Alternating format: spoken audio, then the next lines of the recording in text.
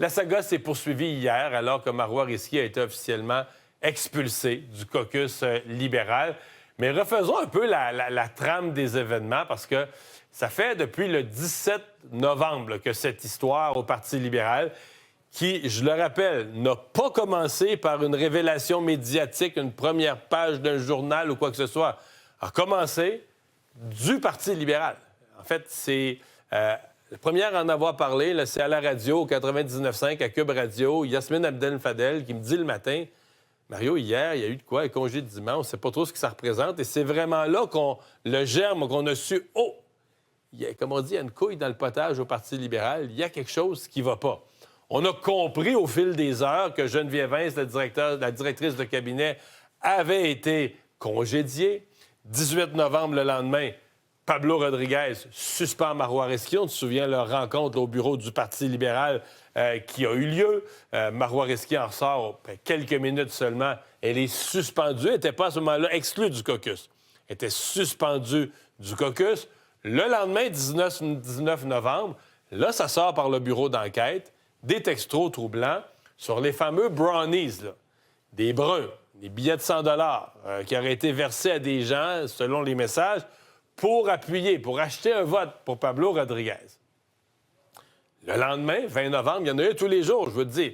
Geneviève Vince met en demeure Marois Risky, menace d'une poursuite, lui demande de dire qu'elle l'a mis dehors pour rien, d'aller publiquement et de dire qu'elle l'a mis dehors pour rien. Ce cas, effectivement, ne fera jamais Marois Risky, qui émet à ce moment-là des commentaires pour s'expliquer.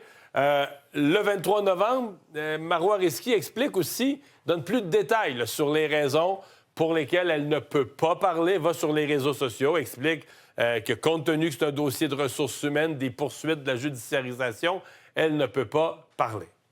26 novembre, là, on apprend que l'UPAC, c'était l'autre grand coup, que l'UPAC maintenant, donc c'est plus juste le directeur des élections, c'est plus juste le commissaire à l'éthique de l'Assemblée nationale, mais le corps policier, le l'UPAC, examine certaines activités illégales potentielles qui auraient été faites.